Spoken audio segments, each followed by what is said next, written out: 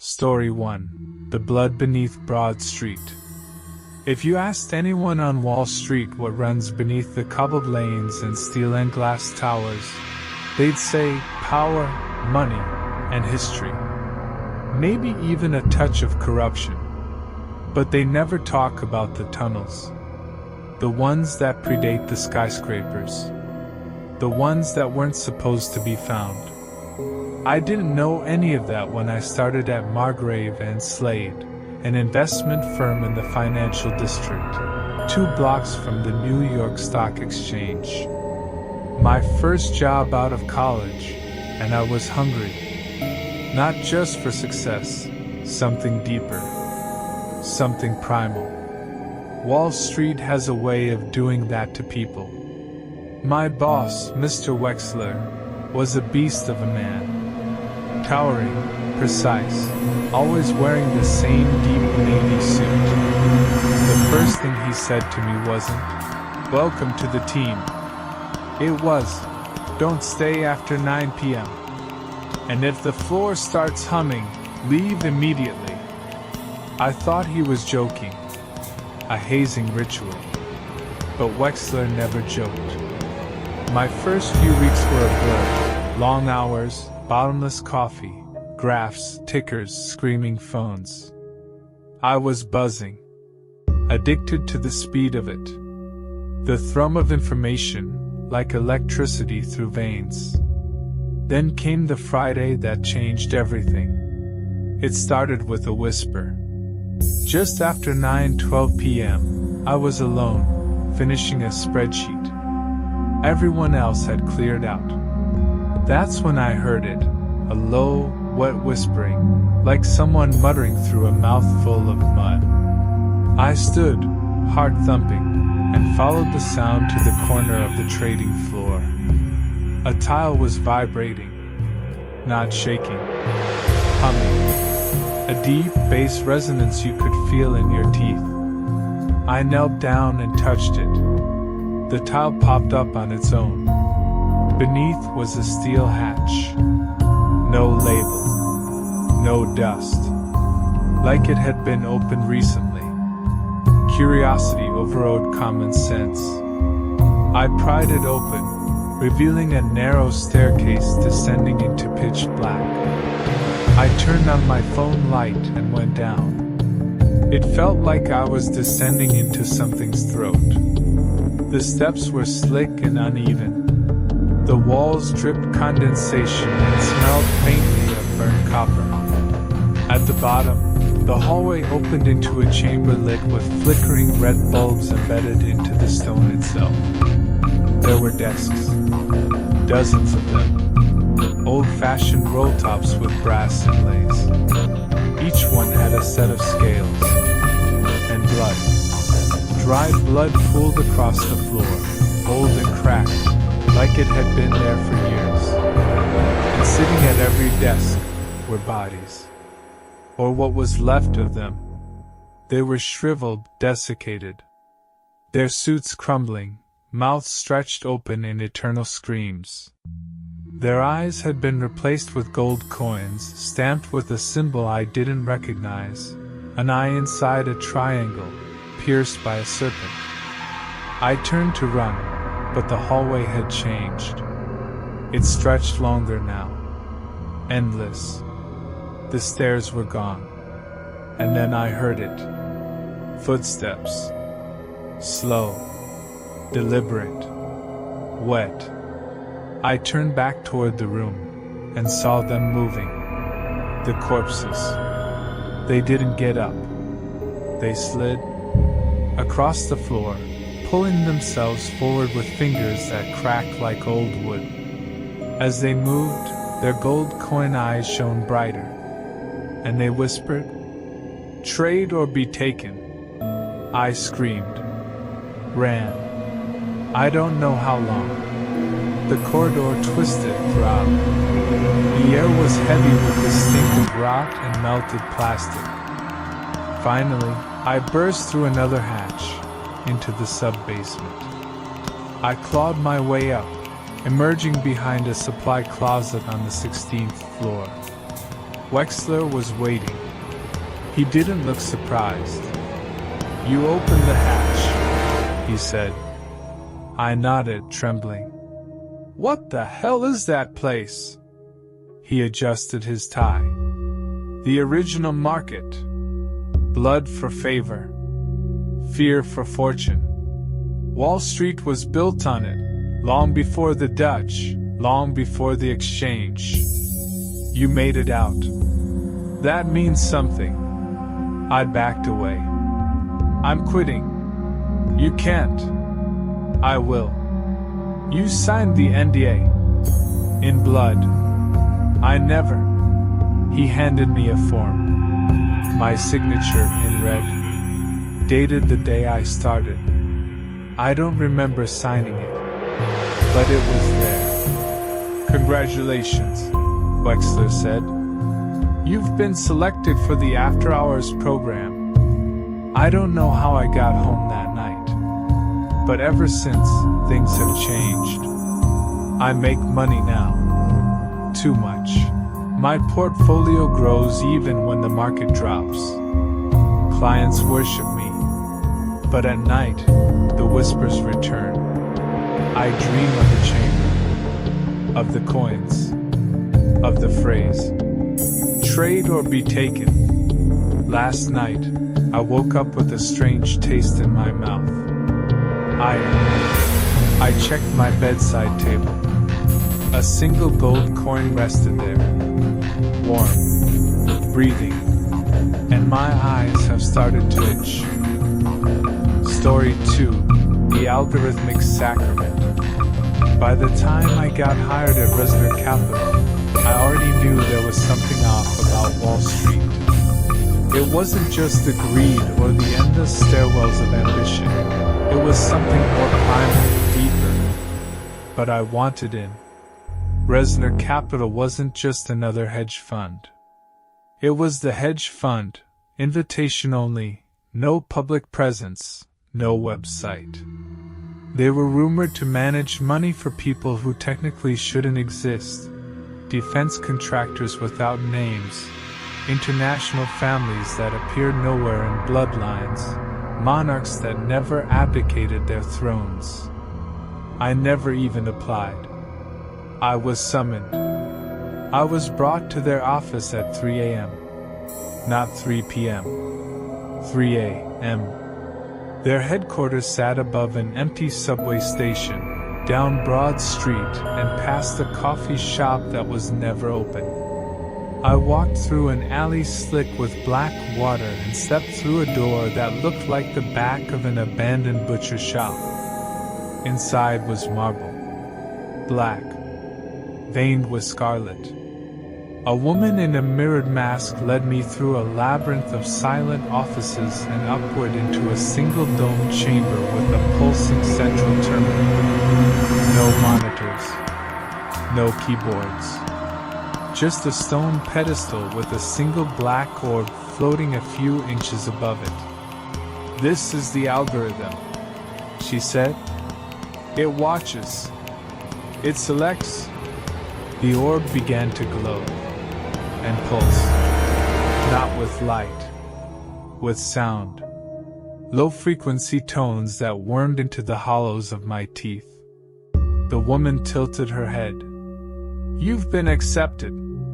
I was given a badge. No title. No desk. Just a cubicle in the lowest level with a single instruction. Feed it. Every morning at 2:13 a.m., the terminal would blink red and print a sheet of names. Stocks. Bonds. Cryptocurrency tickers that didn't exist in public records. I was to take those codes and plug them into the secondary system on sublevel 7. That system was ancient. Literal vacuum tubes. Everything smelled of ozone and rusted iron. But when I entered those symbols, the results were instant and accurate. Trades that made billions. Fluctuations no AI could predict. When we shorted, companies folded. When we bought, markets swelled like infected tissue. I became a god in a suit. Until I stopped sleeping. The tones didn't leave when I left the building. They echoed in my bones. I started dreaming in data streams, hearing code when people spoke. Then, one night, I stayed past the 2:13 mark. I wasn't scheduled, but the orb turned on anyway. This time, it displayed a name. Mine. The room dimmed. The floor beneath the orb began to open, petals of metal folding outward, revealing a pit of machinery that looked more organic than mechanical. A wet engine of bone and brass and breathing cables. And the orb spoke. Not aloud. Into me. Feed. I backed away. But the pedestal shifted, its surface crawling with etched symbols. I recognized them now. They weren't code. They were commandments. The elevator backup didn't work. The stairwells were gone. The only direction left was deeper. So I walked. Down into corridors that weren't on any map. Past rooms filled with suspended figures in suits, drifting in fluid, eyes open, mouths wired shut. I recognized one. My predecessor. I'd never met him. But I knew his name. It had been on the first sheet I was told to feed. I kept going. Eventually, I came to a chamber filled with monitors, tens of thousands, each displaying a human face in real time. Some sleeping, some watching TV, some weeping. As I stared, a screen flickered to a new face. Mine. Under it, a ticker. Asset value, calculating. The orb floated down beside me. It was bigger now, pulsing harder. Inside it, I saw something moving, hands, mouths, a wet mass of algorithms whispering in ancient tongues. It hovered close enough for me to see into its core. My name was on every strand. I don't know how long I stood there. I don't know how I got back to my apartment. But I woke up with my resonator badge fused to my chest. Not clipped. Fused. Embedded in the skin. That day, the markets jumped 11%. Because of a trade I don't remember placing. Every mirror I look into now shows the orb behind me. Watching. The algorithm still feeds. And now it uses me as the vessel.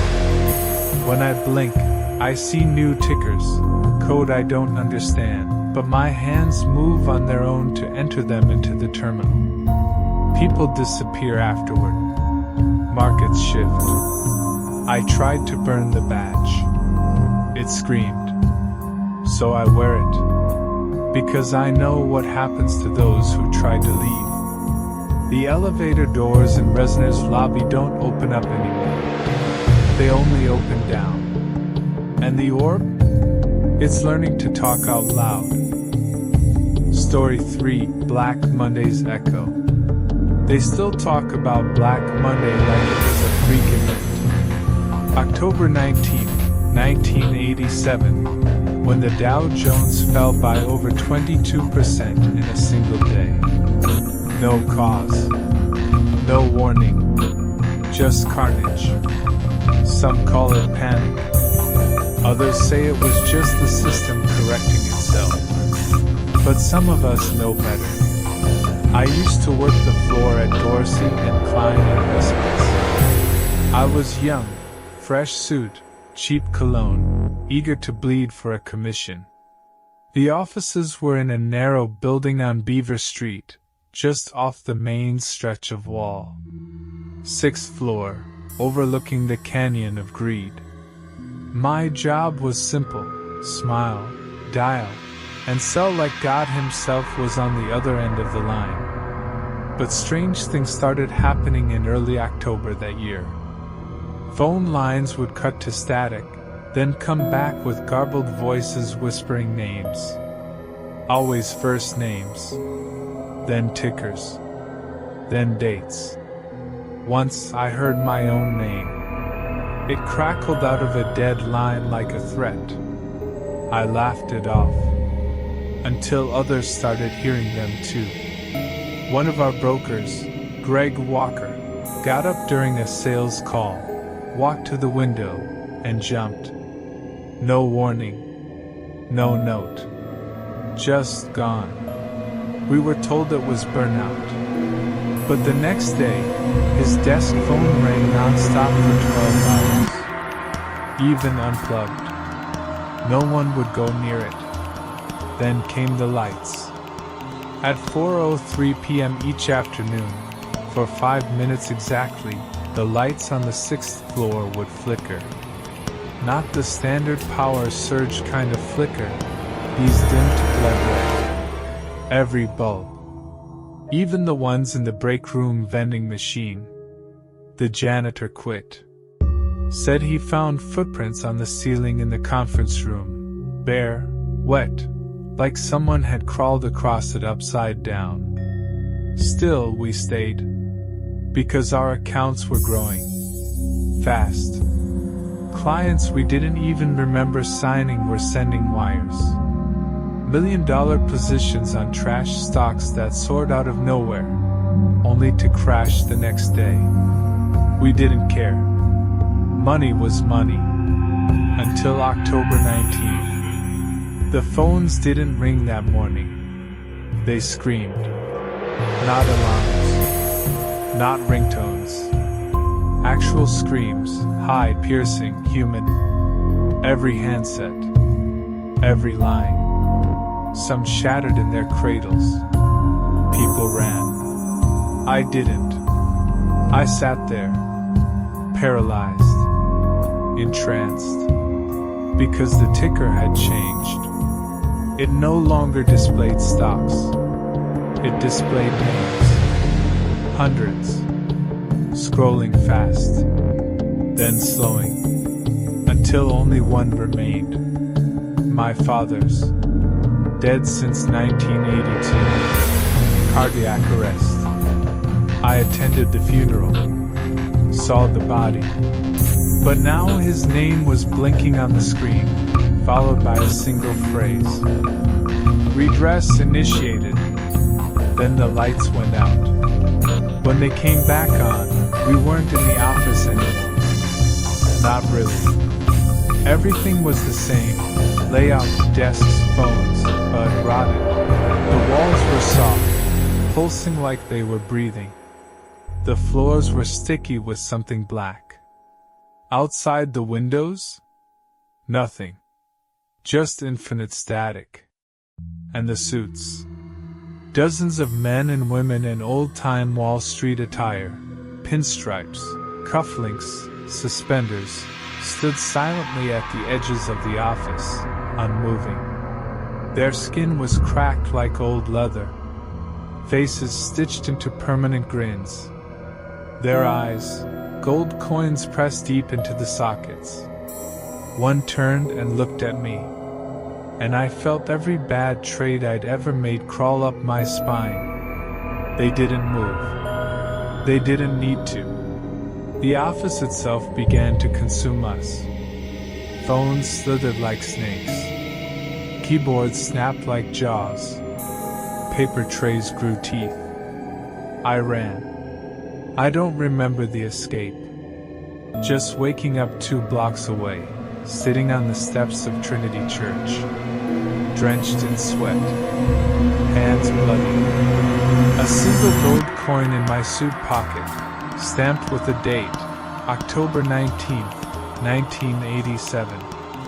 The market crashed that day. Billions lost. And I swear to God it had nothing to do with finance. It was a feeding. We'd gotten too greedy. The market, whatever it truly is, took back its due. Since then, I've kept quiet. I never traded again. I bartend now, off Canal Street. But sometimes, when the lights flicker red around 4:03, I hear the phone screaming again. And sometimes, I answer. A voice always speaks. My father's. He doesn't ask how I've been. He says the same thing every time. Redress remains incomplete. And then the line goes dead. But the coin? It's warm again. Waiting. Story 4. The Bull That Watches. Everyone in Manhattan knows the Charging Bull statue near Bowling Green Park. It's a landmark, a symbol of American financial strength. Tourists pose with its horns. Brokers touch its nose for good luck. But few know what was there before. Fewer still know what's underneath it. And what watches. I used to work for a private firm that specialized in financial recovery. A sanitized way of saying we made rich people richer after they screwed everything up. Unofficially, we were fixers. We plugged holes with fake news, forged ledgers, and offshore accounts so tangled you need a team of priests to exorcise the truth from them. My boss, Marla, had a peculiar ritual. Every Friday night, just before midnight, she'd take one of us out for a walk to the bull. No questions, no explanations. Just her, one of us, and a bottle of something unmarked in a silver flask. I got my turn the first Friday of October. You've done well, she said, dragging on a clove cigarette. But success here comes with understanding the rules. We walked in silence. The city around us was quiet in that eerie way Manhattan only gets at the deadest hour. Too still, too perfect, like the city was holding its breath. We reached the bull. Empty street. No tourists. Just us. Marla stepped close, so close her lips almost touched the statue's flank, and whispered, "We bring tribute." She poured a few drops from the flask onto the bull's foreleg. The liquid hissed as it hit bronze. The sound it made didn't echo. It fell inward, like it was being swallowed. Then the ground rumbled. Only slightly, but enough to make the streetlight flicker. "You feel that?" she asked. I nodded, heart racing. "You've made it past the surface. Now you learn the rest." Marla pressed a hand against the bull's chest, and the metal gave way. A hatch opened where there had been solid bronze. A stairwell descended into darkness. "After you," she said. Everything in my body screamed to run. But I ran. The stairs twisted beneath Manhattan. The deeper we went, the warmer the air became. Not humid, not foul, asterisk thick, asterisk like breathing through wool. After what felt like 10 stories down, the stairwell ended in a chamber. I can't describe the architecture. It wasn't Roman, not Egyptian.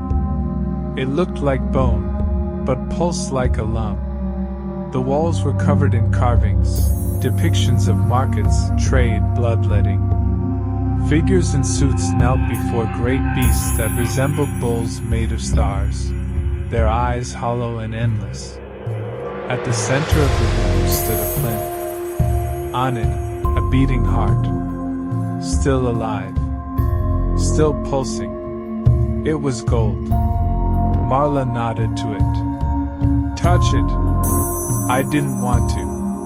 I did. My mind exploded.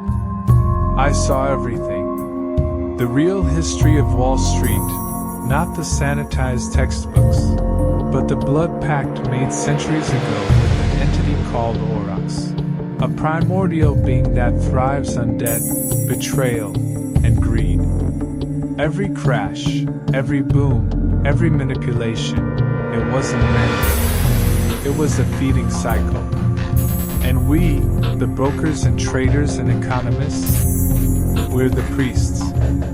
The ones who whisper lies into the ears of mortals, stir panic, inflate hope, and then collect as they fall. Marla steadied me as I came back. "It's beautiful, isn't it?" she said. "What the hell is this?" She laughed. "You always ask why the bull faces north, why it never moves. Because it's not a statue. It's the anchor. The beast sleeps beneath the city, and we feed it every day with our trades, our mistakes, our sacrifices. I didn't sign up for this. But you did. When you accepted your first bonus. When you shorted that company in Brooklyn and laughed while hundreds lost their jobs. I was doing my job. No. You were feeding it." We left in silence. The hatch closed behind us. The bull was solid again. That night, I dreamed of a massive eye opening beneath the city, glowing scarlet, pupils shaped like the dollar sign. Since that night, my trades have all succeeded. I've made millions. But the cost. I see things now. Numbers in blood. Market tickers that blink with messages like UOWE and feed time. And sometimes, when I pass by the bull, it shifts. Slightly. Tilts its head, just a fraction of a degree. To watch me. The first Friday of every month, I walk with Marla to the park. Now, I carry the flask. And I know someday soon, I won't just bring the offering. I'll be it. Story 5. The floor that doesn't open. There's a floor in the New York Stock Exchange that doesn't officially exist. Not the main trading floor. Not the data centers. I mean a floor in between, a phantom level, invisible to elevators, unlisted on blueprints, and whispered about in late-night finance forums where the usernames are just long strings of hex. They call it Floor Zero. I only found out about it because of a glitch.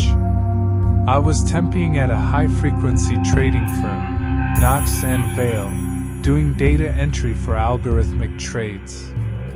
Most of the job was feeding machine learning models with years of economic disasters and trying to make sense of the senseless. I stayed late one night, running a diagnostic on a server cluster when I got an alert. Unauthorized activity detected, Zone 0. I thought it was a test environment. But the timestamps were wrong. They were all in the future. Trades that hadn't happened yet. Specific, brutal, and real. Out of curiosity, I flagged one ticker, SNRX.